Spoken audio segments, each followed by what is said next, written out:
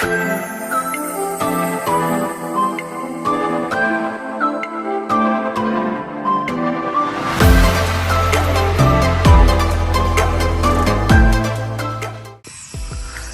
hello guys, magandang araw po sa inyo. Nandito na po tayo sa area. Bale dito po ito sa nasasakop na po ito ng Santa Elena, Barangay Patag, Ilaya. So dito mapapakita ko po sa inyo yung video papasok namin dito sa area. So andito na tayo sa area matapos yung biyahe natin papasok dito. So ganda ng kalsada dito sa looban. Lapad yan.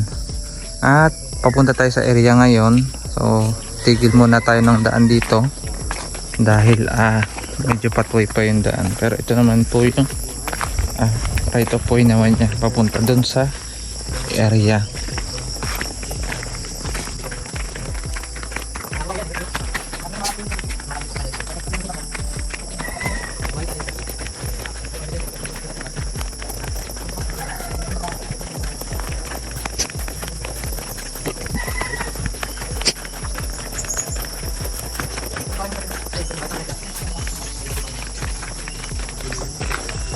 So, ito na po yung ating area property.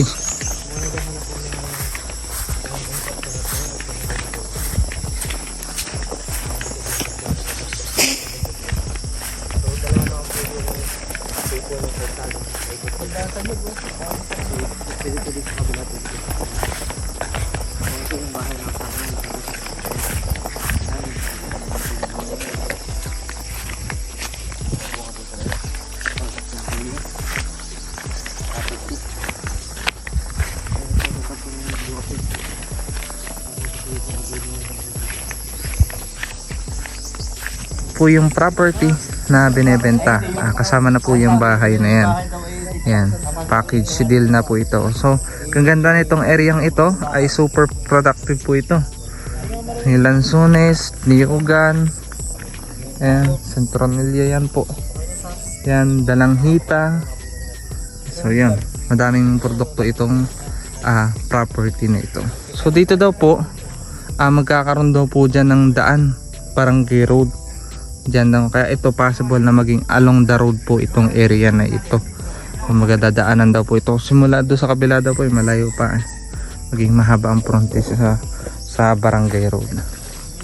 Sa bali ang sukat po nito ay 13.3 hectares, pero may additional pa po itong 2.8 hectares. Ilang puno yung inyong bagong pagkaranda na sulit? Bali yung 13.3 yung po ay napasukatan na, dalawa po ang title nun. Tapos yung 2.8 yung parang magiging pinaka bonus niya. So possible ang total nito ay nasa 16.1 hectares. Yun po. So yan po yung area niya. So pinaka ano lang po talaga nito 13.3. May additional bonus lang na 2.8 hectares na napasukatan na rin po. I-apply na lang din po para sa pagpapatitulo para mapasama dito sa area na ito. Yan. Ito po tayo. Ito yung bahay. Yan, dahil mga alaga nila.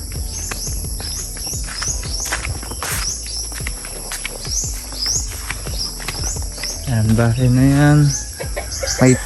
Meron naman po dito linya na ng kuryente. May linya din ng tubig. Kaya po walang problema naman ang area pag magiging farm. Tinataniman ng Centronilla nga po. Niyugan yan, malinis naman po siya. So malawak pa po ang sakop nito kasi yun na po 16.1 ang pinaka total nya. So yung mga bagong pananim pa ito.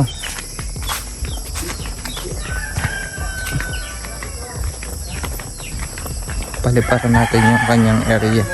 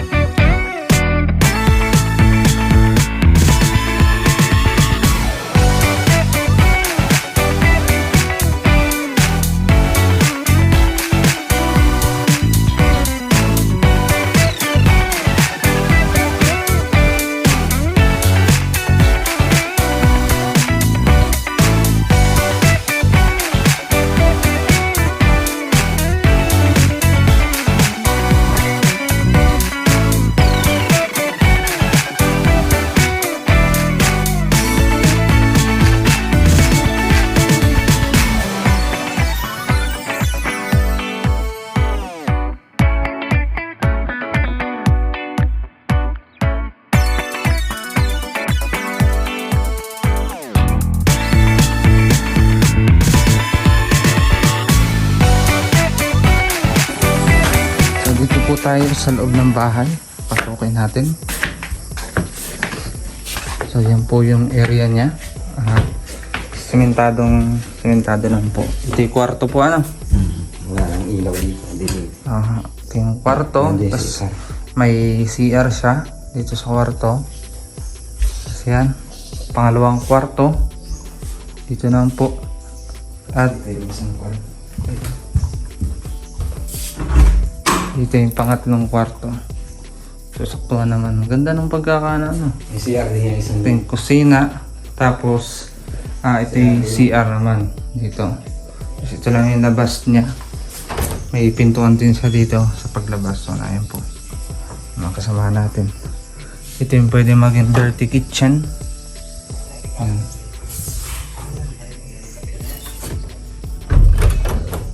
Ayan. Fully cemented yung kanyang bahay.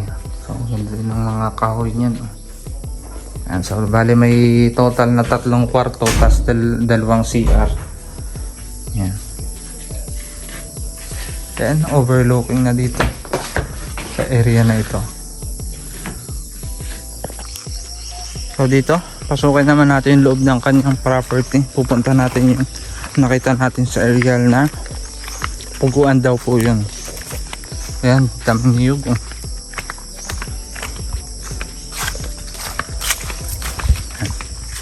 Ayun pala. Doon.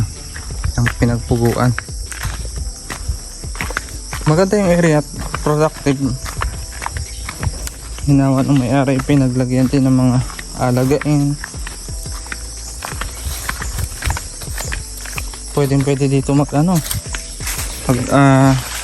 kung gusto niya mag figure pwede.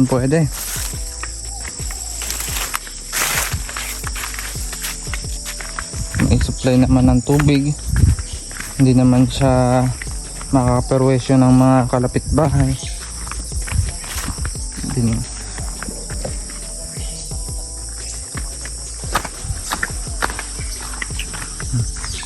So na ayun po. Pinag-ano ng pugo.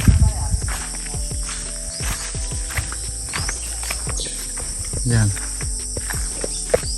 Yan daw po nag-ano ang pugo. So yan pala yung sinasabi nila. Yan. Pupuguan.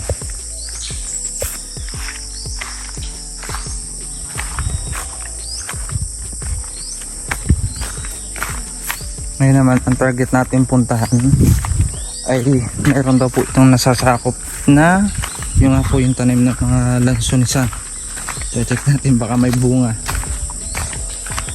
Ganda daw po kasi yung bunga nito. Nakailang tinulada din ang harvest nito nung nakaraan taon daw po. Tatlong tinuladang lansones. Imbes naman na bili kuha ng native ata at tamis yung kanyang lansones.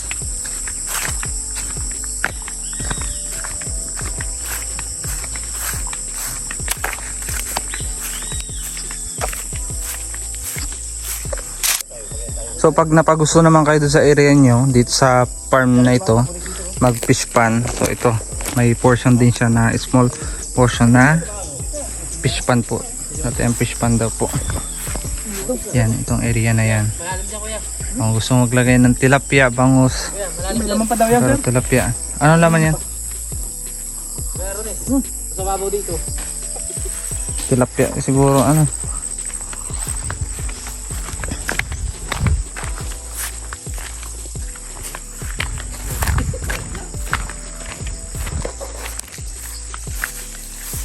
May laman daw pala itong fish pan na ito.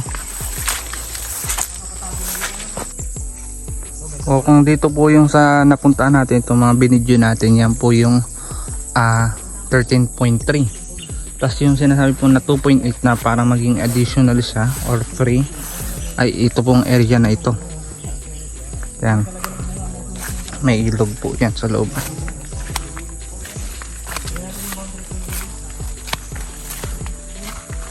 Niyugan din naman po siya. Dito mas malapad-lapad yung ano niya, yung ilog kumpara doon sa nadaanan po natin na parang creek.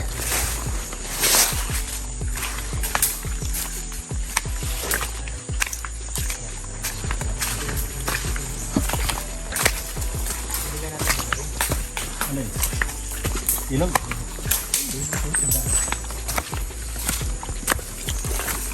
Yan po.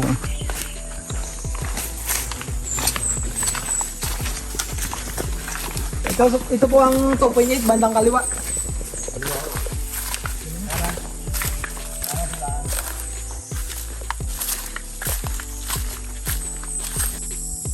Yan. Solid niyugan. Kanyang area. Maganda. Ano naman. Hindi naman siya mababang area.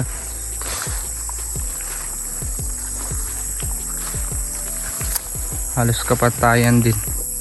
Ayan, marami pa itong hardwood, softwood yung kanyang area.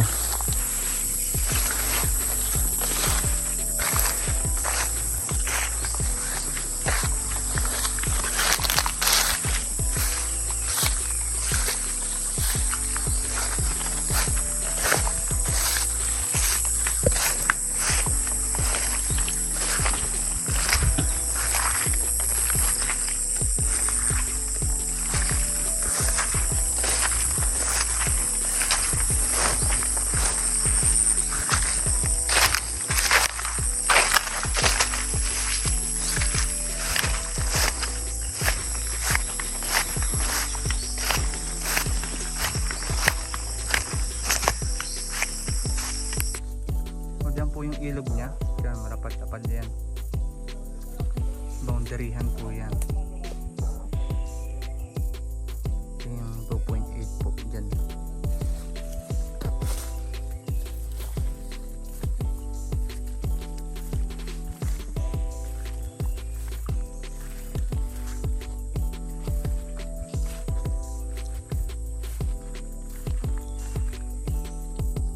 Yan, ganda, malinis.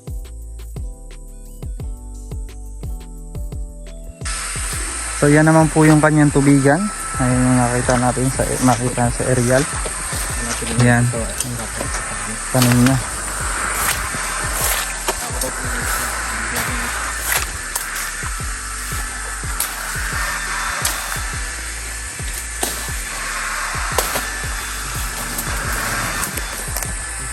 Ayan po yung kanyang tubigan. Dito sa ako pa ito. Pwede dito magkubong. Para overlooking dito sa tambayan, gawing tambayan dito sa gilid. Ayun, puro ng nara po ano.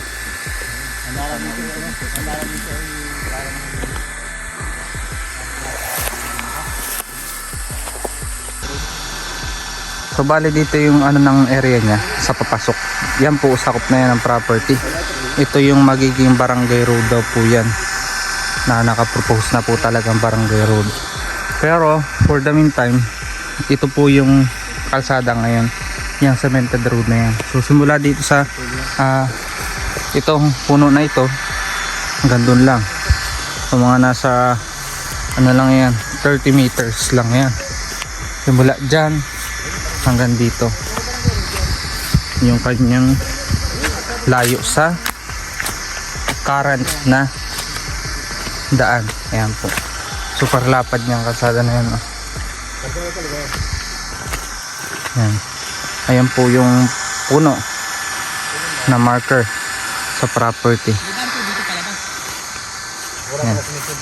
So dito may daan dito palabas, at meron din naman po dito palabas yung dinaan namin shortcut, labas namin Kalawag. Ito kasi po Santa Elena.